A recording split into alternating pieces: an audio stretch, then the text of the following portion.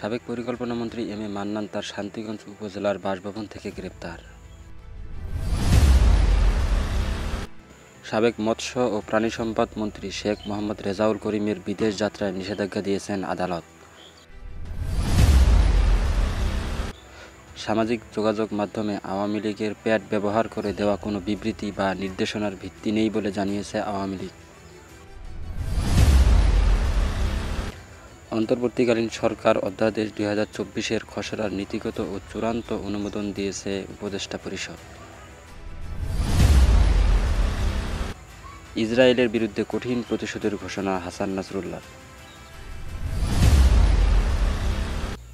ঢাকা বিশ্ববিদ্যালয় ক্যাম্পাসে পরবর্তী নির্দেশ না দেওয়া পর্যন্ত শিক্ষার্থী, শিক্ষক, কর্মকর্তা, কর্মচারীদের সব ধরনের রাজনীতি বন্ধ ঘোষণা। চলতি মাসের প্রথম 17 দিনে প্রবাসী আয় এসেছে $143 কোটি।